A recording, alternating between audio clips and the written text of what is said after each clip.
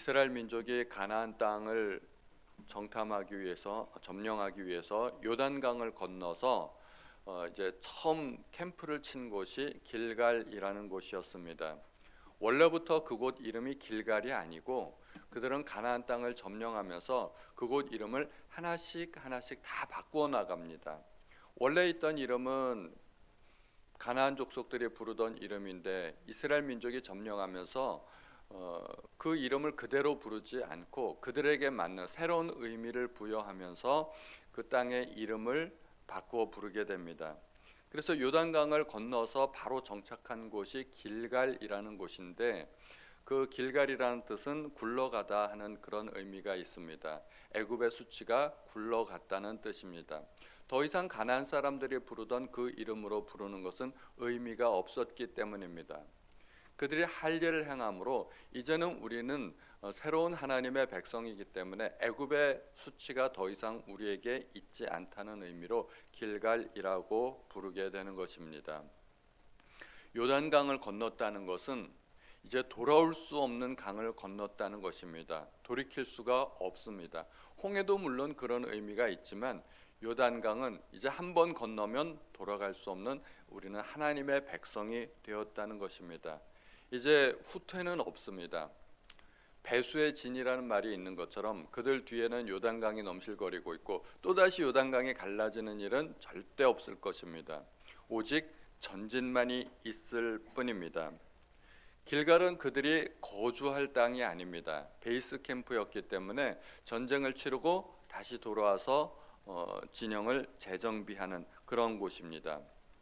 그래서 길갈은 전진을 위한 곳이지 길갈에서 살기 위한 곳이 아니고 또 요단강을 건넜다면 우리는 더 이상 과거를 바라보면 안 됩니다. 항상 앞을 바라보고 우리가 전쟁을 준비하고 싸워 나가야 될 것입니다. 요단강을 건너자마자 하나님은 이스라엘 백성들에게 할례를 명하십니다. 할례를 행하게 되면 적의 공격에 대해서 무방비 상태가 되는 것 아닙니까? 사실은 인간적인 생각으로 보면 굉장히 무모한 일입니다. 위험한 일입니다. 만약에 할례를 받고 그 상처가 낫기를 기다리고 있는데 적이 공격해 들어오면 전멸입니다. 한 사람도 살아남지 못할 겁니다. 그런 무모한 일을 하나님께서 시키시는 것이죠.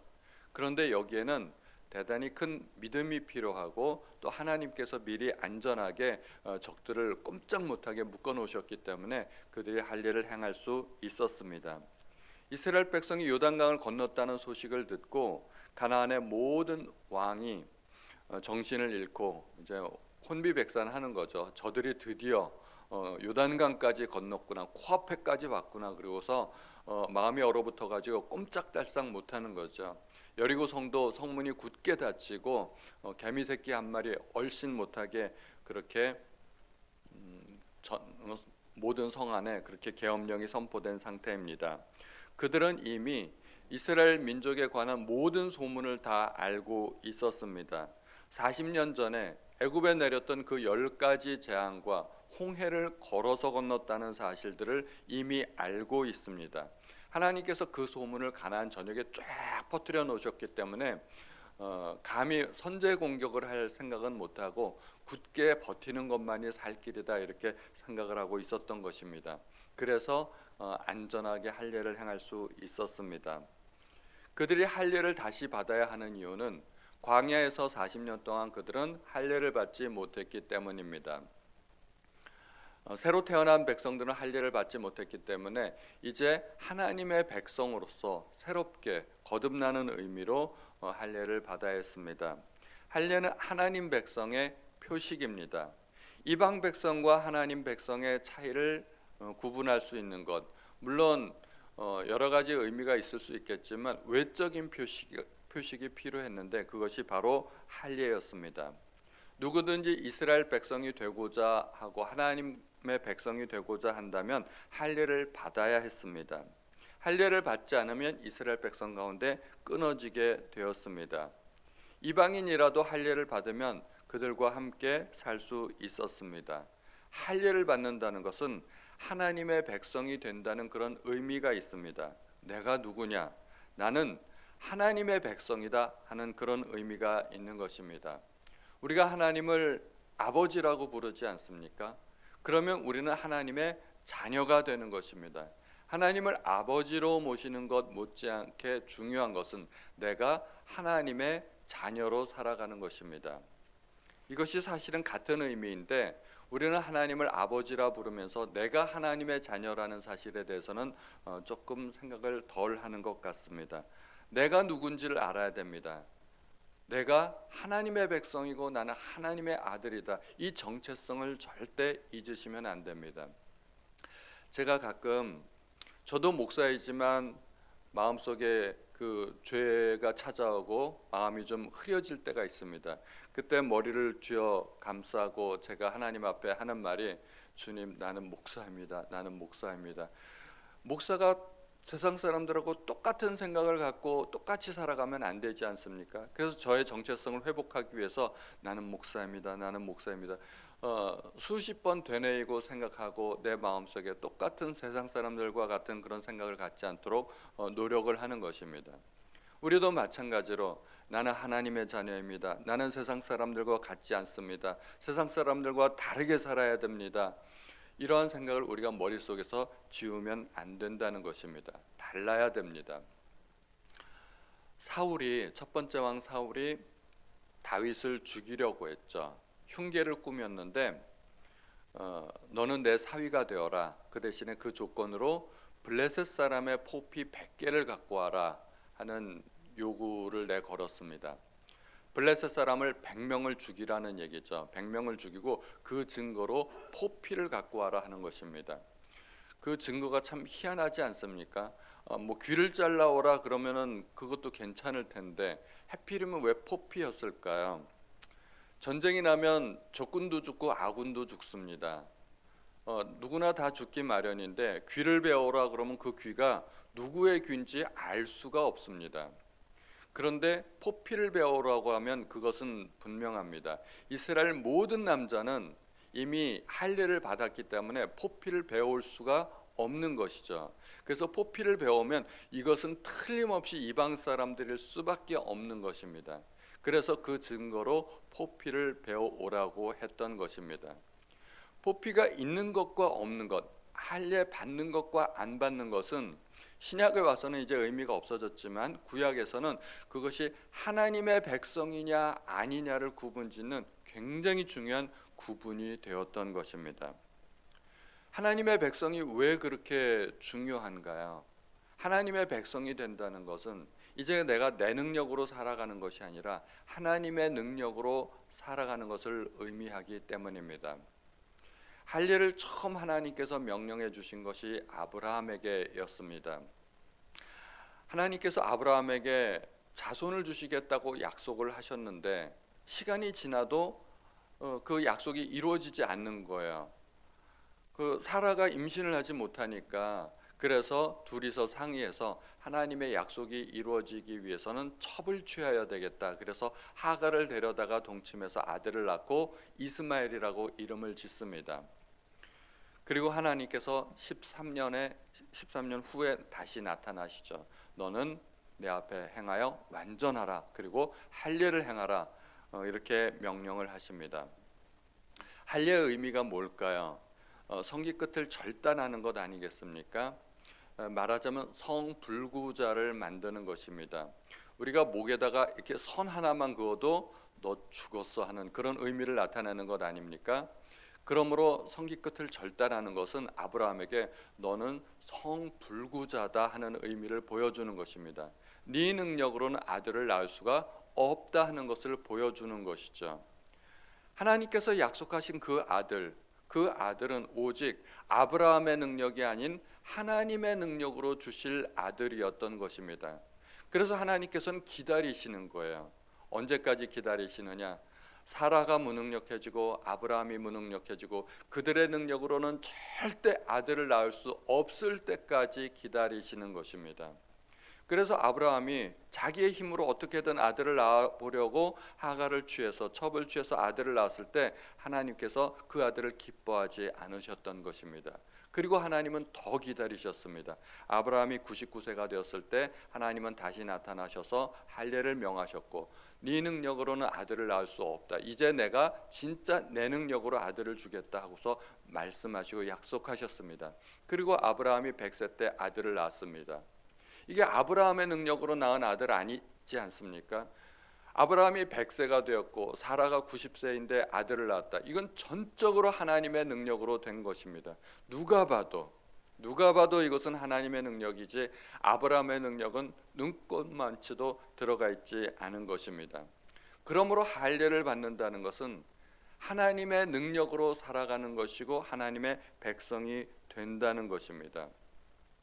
우리는 이제 그리스도인이 되었고 우리는 영적인 할례를 받았고 우리는 하나님의 백성이 되었습니다.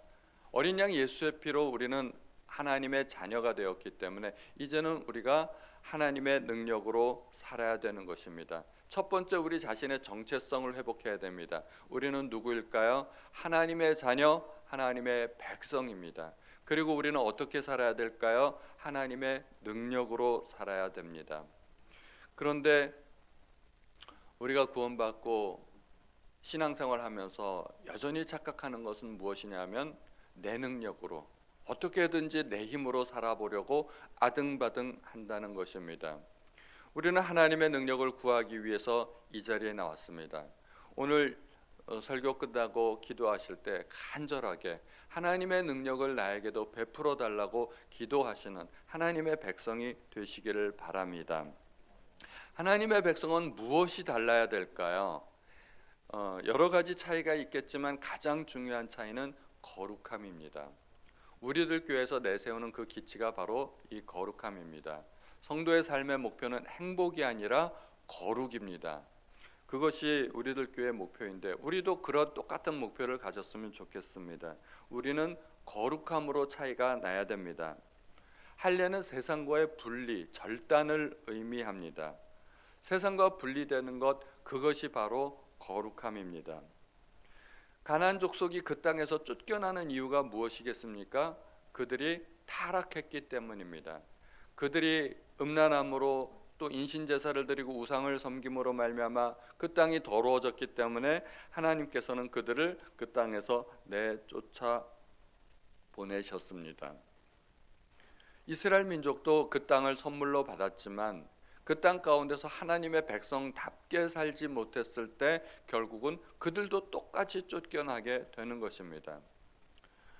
혈연, 학연, 지연 이런 거 하나님 앞에서는 다 필요 없습니다. 아무리 이스라엘 백성이 하나님의 자녀고 하나님의 백성이라 할지라도 거룩하게 살지 못할 때 그들은 그 땅에서 쫓겨날 수밖에 없었다는 것입니다. 세상 가운데서 성공한 것, 그리고 유능한 것, 그런 것 가지고는 하나님의 백성으로 인정받을 수 없습니다. 하나님의 백성으로 인정받는 유일한 길은 거룩한 길입니다. 그래서 그들은 새 시작을 하기에 앞서서 할례를 받아야 했던 것입니다. 하나님 편에서 볼 때 이스라엘 백성에게 있어서 가장 중요한 것은 그들의 승리보다는 그들의 거룩함이었습니다. 그래서 하나님은 그들에게 승리를 주시기 전에 먼저 거룩함을 요구하셨던 것입니다. 전쟁의 승패는 이스라엘 편에 있어서는 중요할 수 있을지 모르지만 하나님 편에서는 전혀 중요하지 않았습니다. 전쟁의 승리는 하나님께서 주시는 것이기 때문입니다. 이스라엘 민족은 단지 거룩하기만 하면 되었습니다. 이스라엘 민족이 거룩하고 성결하게 자신을 지키기만 한다면 승리는 하나님께서 주실 것이기 때문입니다. 그러므로 우리의 시작은 성공이 목표가 되는 것이 아니라 거룩함이 목표가 되어야 할 것입니다. 우리가 이제 새로운 시작을 하지 않았습니까? 우리가 얼마 전에 설을 보내었고 이제 설을 끝내자마자 특세를 시작했는데 새해에는 내가 이것도 해보고 저것도 해보고 여러 가지 해보겠다는 그런 목표를 세울 수 있지만 우리가 세우는 목표 중에 하나, 새해에는 내가 거룩하게 한번 살아봐야 하겠다. 내가 새벽 예배도 나와보고 금요 예배도 나와보고 이런 또 성경 통독도 해보고 큐티도 해보고 이런 일에 한번 도전해 보시기 바랍니다. 나의 삶을 거룩하기 위해서 내가 할 수 있는 모든 것을 내가 한번 도전해 보겠다는 그러한 목표를 가져보시기 바랍니다. 하나님의 백성, 이 말은 하나님이 왕이라는 의미입니다. 하나님의 통치를 받아야 됩니다. 그리고 우리는 하나님을 의지해야 됩니다. 하나님께서 이스라엘 민족을 세우시고 이스라엘이라는 나라를 세우시려는 그 의미가 무엇이겠습니까? 지구상에 이미 수백 개의 나라가 있을 텐데 하나님께서 또 다른 한 나라를 세우려는 의미가 무엇이겠습니까? 지구상에 나라 하나 숫자 더하기 위함이 아닙니다. 하나님께서는 이미 존재하는 수백 개의 나라 가운데 플러스 1 해가지고 나라를 하나 더 세우려는 것이 아니라 하나님의 의도는 지구상의 유일한 한 나라를 세우고자 하는 것입니다. 그 나라가 바로 하나님의 나라입니다. 이스라엘 민족이 불쌍해서 그들에게 땅을 주시는 것이 목적이 아니라는 것입니다. 그들이 땅을 얻어서 그들을 하나님의 백성으로 삼고 하나님께서 통치하시는 그러한 나라, 하나님의 정의와 하나님의 공의가 이루어지는 나라, 하나님의 나라를 세우는 것이 하나님의 목적이었던 것입니다. 그래서 이스라엘은 다른 나라들과 매우 다른 구분되는 나라였다는 것입니다. 그래서 그들이 구분된 삶을 살지 못했을 때 하나님은 그들을 징계하시고 또 쫓아내시고 했던 그런 일들이 역사적으로 있었던 것입니다. 이렇게 하나님께서는 할례를 명하시는데 지금 전쟁을 앞두고 이제 내일 모레면 싸워야 되는데 적들이 코앞에 있는데 그 앞에서 할례를 행한다. 굉장히 큰 모험일 수 있죠. 그러나 이것도 하나님께서 주시는 믿음의 테스트일 수도 있습니다. 나를 믿는다면 적들 앞에서 한번 할례를 행해 보아라. 그리고 이스라엘 민족은 여호수아와 함께 할례를 행하였습니다. 그들은 믿음이 있었고 하나님의 명령에 순종했다는 것입니다. 믿음이 굉장히 중요한 것이죠. 믿음과 순종, 그리고 거기에다가 거룩함, 이것이 여호수아의 키워드입니다. 믿음, 순종, 거룩함. 이 이야기는 여호수아 전체에 걸쳐서 계속해서 나오게 될 것입니다. 그리고 할례를 행하고서 그 땅 이름을 길갈이라 부르게 되었습니다. 굴러간다는 의미입니다. 애굽의 수치가 굴러갔다는 것입니다. 이제는 우리는 더 이상 애굽의 종이 아니라는 것입니다. 새 시대, 새 시작은 새로운 정체성에서 시작됩니다. 나는 더 이상 세상 사람이 아니고 나는 더 이상 사탄에게 매어 종노릇하는 사람이 아니라 하는 것입니다. 우리가 새로운 시작을 하려면 옛 것에 대한 미련과 집착을 버려야 됩니다. 우리는 새 것에 대해서 애착을 가질 수 있어야 됩니다. 그래서 예수님도 새 포도주는 새 부대에 담아야 한다고 말씀하셨습니다. 나는 옛 부대인데 새 것을 담으려고 하면 터져버리고 맙니다. 그래서 우리가 새 술을 담으려면 우리 자신이 새 부대가 되어야 합니다. 애굽은 수치스러운 곳입니다. 그들이 비록 애굽의 보호막 아래 안전하게 있을 수 있었지만 그러나 종으로 있었기 때문에 애굽은 수치스러운 곳입니다. 그들이 애굽에서 탈출했을 때 그들이 드디어 종의 신분에서 자유인이 되었을 때 그들은 그 자유에 대한 책임을 져야 했습니다. 그리고 그러한 권리를 누림과 동시에 의무도 있었던 곳입니다.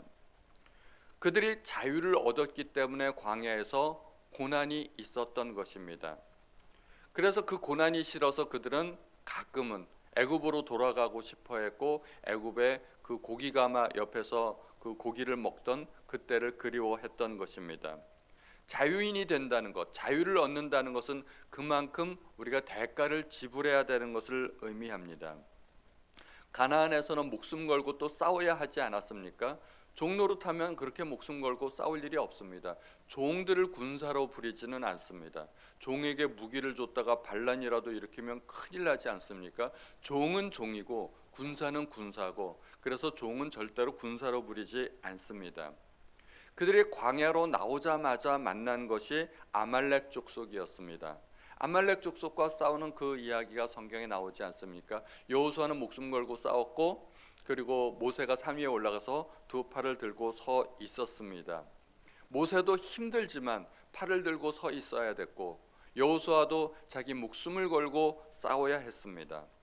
만약에 애굽의 종으로 있었으면 그 싸움을 누가 싸워줬을까요? 애굽의 군사들이 대신 싸워 주었을 것입니다. 절대로 싸울 일이 없는 것입니다. 애굽의 종 노릇하면 안전하죠. 절대로 싸울 일이 없고 목숨 걸어야 할 일이 없지만, 그러나 종의 신분을 벗어나지 못하는 것입니다. 자유가 있기 때문에 싸우는 것입니다. 자유가 있기 때문에 선택해야 되고 그 책임을 지게 되는 것입니다. 우리가 전에는 죄의 종이었습니다. 그리스도인의 자유, 그리스도의 십자가의 핏값으로 얻어진 것입니다. 우리가 죄의 종 노릇하면 세상 가운데서 어느 정도 안전할 수 있습니다. 죄의 종 노릇하면서 심지어 많은 돈을 벌 수도 있고, 죄의 종 노릇하면서 쾌락을 즐길 수도 있습니다. 죄의 종 노릇하면 세상과 타협해서 적당하게 잘 살 수 있을 것입니다. 죄의 종 노릇하면 죄 때문에 갈등하는 일 없을 것입니다. 그냥 편안하게 죄를 즐기며 누리며 살 수도 있을 것입니다. 우리는 선택해야 됩니다. 마귀의 종으로서 그렇게 살 것인가, 아니면 영광의 자유를 누릴 것인가. 그 자유가 굉장히 영광스러운 것입니다. 그래서 로마서에서 영광의 자유라고 표현하는 것입니다. 그리스도인이 된다는 것은 옛 신분을 벗어버리고 새롭게 되는 것입니다. 이전 것은 지나갔으니 보라, 새 것이 되었도다. 우리의 영혼과 우리의 마음까지 우리는 새 것이 되는 것입니다. 새 것이 되었다면 우리는 이제 어떻게 살아야 될까요? 전에는 우리 친구였던 마귀와 전쟁을 선포해야 됩니다. 그리고 그때부터 우리에게 없던 고난도 시작되는 것입니다. 예수 믿으면 더 편해질까요? 절대 아닙니다. 예수 믿으면 우리에게 전에 없던 고난이 시작될 수 있습니다. 이 이야기는 우리들끼리만의 비밀로 하죠. 우리 새로운 성도들에겐 절대 이런 거 알려주면 안 됩니다. 갈등하고 고민하기 시작하니까. 예수 믿으면 고난이 시작된다. 이거는 새벽 예배에 나올 수 있는 믿음이 있는 우리 성도님들만 들으시고 받아들이시면 됩니다. 그런데 고난만 있습니까? 그렇지 않습니다. 고난 끝에는 젖과 꿀이 흐르는 땅이 약속되어 있다는 것을 우리가 믿어야 됩니다. 그것 때문에 고난을 우리가 또 감수할 수 있는 것입니다. 그리고 길갈에서 그들은 유월절을 행하게 됩니다. 그들은 광야에서 유월절을 지키지 못했습니다. 애굽에서도 유월절을 절대 지키지 못했습니다. 400년 동안 애굽에서 탈출할 때 한 번 지켰던 것이 유월절입니다. 그리고 이제 다시 그들은 유월절을 지키기 시작합니다. 유월절은 매년 지켜야 되는 것입니다. 할례는 평생에 한 번만 받으면 되는 것이죠. 그러나 유월절은 매년 지켜야 됩니다. 우리가 망각의 동물이기 때문에, 자꾸 망각하기 때문에 할례 한 번 받은 거 가지고는 평생 우리의 마음을 새롭게 할 수가 없습니다. 그러나 매년 유월절을 지킴으로 나는 어린 양의 피로 구원받은 사람이다. 이것을 계속해서 기억하는 것이죠. 어린 양의 피 안에만 생명이 있고 피 안에만 능력이 있습니다. 피 안에만 생명이 있습니다. 피를 기억하시기 바랍니다. 마음속으로 예수의 피, 예수의 피, 예수의 피를 외치시기 바랍니다. 힘들고 어려울 때마다, 내 마음속에 어떤 고민이 찾아올 때, 그리고 갈등이 찾아올 때, 내 마음속에 두려움과 어려움이 있을 때 예수의 피, 예수의 피, 예수의 피를 외치시기 바랍니다. 피 안에만 능력이 있고 생명이 있기 때문입니다. 그리고 그 땅의 소산을 먹게 됩니다. 이제 만나가 그쳤기 때문에 그들은 더 이상 만나를 기대할 수 없었습니다. 요단강을 건너자마자 가나안 땅이 시작되는데 가나안 땅에서는 만나가 없는 곳입니다. 그래서 그 땅의 소산을 먹게 됩니다. 이스라엘 민족에게 정말로 필요한 것은 만나가 아니라 곡식입니다. 만나는 하나님께서 처음부터 사람에게 주시려고 했던 그 양식이 아니었습니다. 하나님께서 아담과 하와를 창조하시고 동산 가운데 있는 모든 실과를 따먹으라고 하셨지 하나님께서 그들에게 만나를 주신 것이 아니었습니다. 만나는 특별한 기간 동안에 그들에게 먹고 살기 위해서 하나님의 능력을 베풀어 주신 것뿐이었습니다. 사람은 원래 농산물을 먹고 살아야 했습니다. 이스라엘 민족이 가나안 땅에 들어갔을 때 딱 추수기였습니다. 모맥을 거두는 시기였고 그들은 가나안 땅의 곡식을 먹게 되었습니다. 가나안 땅에 살면 가나안 땅의 곡식을 먹는 것이 마땅하지 않겠습니까? 그것이 신토부리입니다. 애굽에서는 애굽의 곡식을 먹었고 가나안 땅에 들어왔으니까 이제 가나안 사람의 그 곡식을 먹어야 됩니다. 대한민국 사람에게는 대한민국의 농산물이 가장 훌륭합니다. 우리는 이 땅의 농산물을 먹어야 됩니다.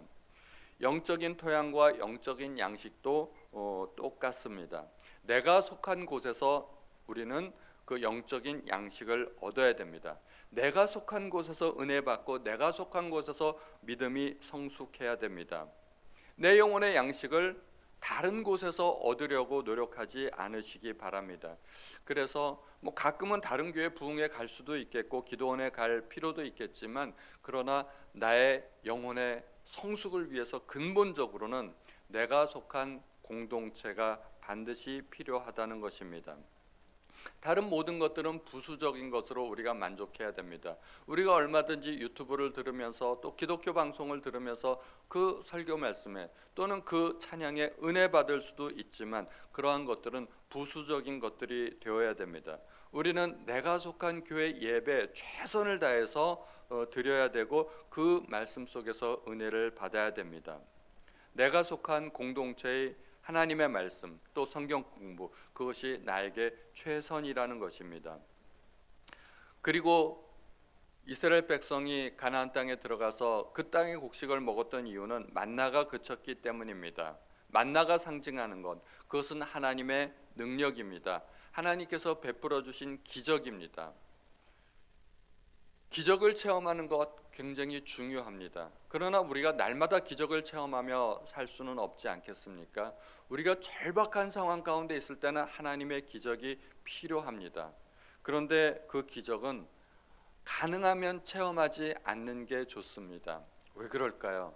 기적이 나타나는 이유는 기적 아니면 해결이 안 되는 절박한 상황이 먼저 있기 때문입니다. 기적 아니면 해결이 될 수 없기 때문에 하나님께서 기적을 베풀어 주시는 것입니다. 그런 상황이 우리에게 좋은 상황일까요? 절대 좋은 상황이 아닙니다. 그러므로 우리는 사실은 기적을 체험하기보다는 기적이 필요 없는 삶을 사는 것이 더 좋은 삶입니다.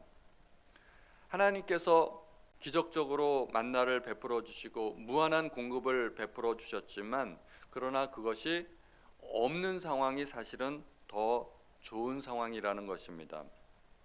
만나를 그들이 처음 먹었을 때 그들은 꿀맛 같았다고 하였습니다. 그래서 그들은 놀라서 평생에 처음 본 것이기 때문에 도대체 이것이 무엇이냐 물었습니다.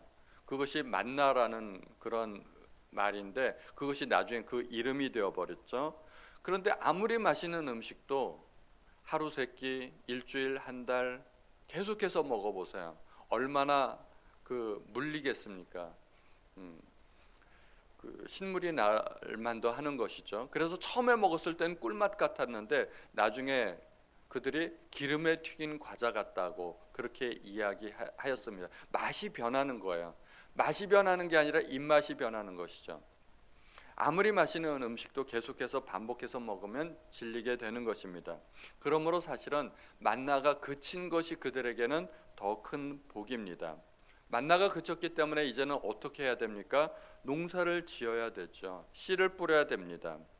그들이 가나안 땅에 들어가서 첫 1년간은 그 땅의 소산물을 그냥 전쟁에서 빼앗아서 먹을 수 있었습니다. 그러나 전쟁이 2년 3년 계속 진행이 되면서 그들은 전쟁만 치를 수가 없었습니다. 앞에서는 전쟁을 치르지만 뒤에서는 한편으로 어떻게 해야 했을까요? 농사를 지어야 했다는 것입니다. 땅을 파고 씨를 뿌려야 했습니다. 스스로 일해서 먹고 사는 법을 배워야 했습니다. 이것이 신앙이 성숙하는 진정한 과정입니다. 신앙의 초기 단계는 어린아이 단계이죠.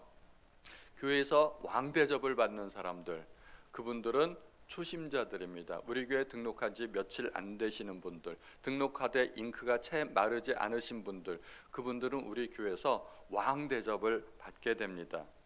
주변에서 다 해주는 것이죠. 안내도 해주고, 화장실 어디냐고 물으면 화장실 입구까지 안내해드리기도 하고, 심지어 밥도 떠다주고, 식사 다 하면 그 빈 그릇도 치워주고, 좌석도 안내해주고 다 해줍니다.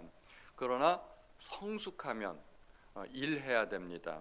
씨를 뿌리고 거름도 주고 잡초도 제거주고 자기 양식을 위해서 자기가 일해야 됩니다. 가나안 땅에 들어가면 더 이상 공짜 만나는 없습니다. 그래서 새로운 시작과 동시에 우리는 늘 성숙해야 됩니다. 날마다 시작할 수는 없으니까. 신앙이 성숙하면 영의 양식을 위해서 스스로 노력하는 모습이 있어야 됩니다. 그래서 우리는 내 영혼의 양식을 위해서 내가 스스로 노력해야 됩니다. 주일날 설교 한 편 가지고는 많이 부족합니다. 그것은 아기들한테 먹이는 이유식 같은 것입니다. 목사가 성경을 읽고 묵상하고 해석하고 다 해주는 겁니다. 거기에다 비유를 곁들이고 예화를 곁들이고 핵심 정리 다 해가지고 먹기 좋게 해가지고 기승전결 해가지고 설교 말씀으로 이렇게 드리는 것입니다. 주일날 설교는 신앙이 성숙한 분들도 듣지만 교회 처음 나오신 분들도 그 설교를 들어야 되기 때문에 주일 설교는 절대 어려우면 안 됩니다. 주석을 참고하기는 하지만 주석에 있는 내용을 그대로 이야기하면 받아들이기가 힘든 것이죠. 그래서 주일 설교는 굉장히 쉽게 그리고 누구라도 받아들일 수 있게 그렇게 말씀을 전하게 됩니다. 그러나 새벽 예배 말씀 같은 경우는 조금 어려운 말씀도 전하게 되고, 금요 예배 같은 경우에는 성경을 처음부터 쭉 강해 설교도 하고 그렇게 하지 않습니까? 그래서 신앙이 성장하게 되면 주일 말씀만 가지고는 우리는 영양실조에 걸릴 수 있습니다. 스스로 말씀을 묵상하고 통독하시기 바랍니다. 날마다 큐티 하시기 바랍니다. 그리고 새벽 예배, 금요 예배를 사모하시고 열심히 나의 영혼을 관리하시는 우리 성도님들 되시기를 주님의 이름으로 축원드립니다. 우리 함께 기도하실 때 우리 동성으로 한번 기도했으면 좋겠습니다. 나의 신앙이 성숙할 수 있도록 하나님 도와주십시오. 지금 신앙에서 머무르지 않고 한 단계 전진하는 신앙을 가질 수 있도록 도와주시기 바랍니다. 예수의 피로 나를 보호하여 주시고, 하나님, 내가 하나님의 백성으로서의 정체성을 잃지 않도록, 나는 하나님의 백성입니다. 나는 하나님의 자녀입니다. 하나님의 능력으로 살아가겠습니다. 하나님 도와주십시오. 이 기도 제목을 가지고 우리 함께 통성으로 기도하겠습니다. 우리 주여 한번 부르시고 통성으로 함께 기도하시겠습니다. 주여, 하나님, 오늘도 우리에게 하나님의 말씀을 들려주시니 하나님 앞에 감사드립니다. 아버지, 우리가 이렇게 특별 새벽 예배를 가지면서 하나님의 말씀을 듣습니다. 하나님께서 내게 주신 은혜를 받습니다. 하나님, 우리가 이제는 신앙이 성숙할 수 있도록 도와주옵소서. 아버지, 우리가 언제까지 어린아이 신앙에 머물지 않도록 아버지 도와주시기를 바랍니다. 아버지, 은혜를 베풀어 주옵소서. 아버지, 성령 충만하게 하여 주시고 예수의 피로 덮어 주옵소서. 하나님, 우리는 하나님의 백성입니다. 우리는 하나님의 자녀입니다.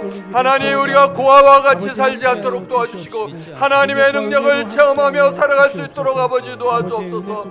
날마다 하나님의 은혜 가운데 살아갈 수 있도록, 하나님의 은혜만을 사모하는 백성이 될 수 있도록 아버지 도와주시옵소서. 아버지, 새벽 예배 가운데 하나님께서 베풀어 주신 그 놀라운 은혜를 인하여서 하나님 앞에 감사드립니다. 아버지 도와주시옵소서. 날마다 은혜 받게 하여 주시고 이 새벽 예배를 통하여서 우리가 하나님의 능력을 체험할 수 있도록 도와주시고, 우리가 이 시간에 기도하는 모든 기도 제목들 응답받을 수 있도록 도와주옵소서. 하나님 감사합니다. 하나님 은혜 베풀어 주신 것 감사드립니다.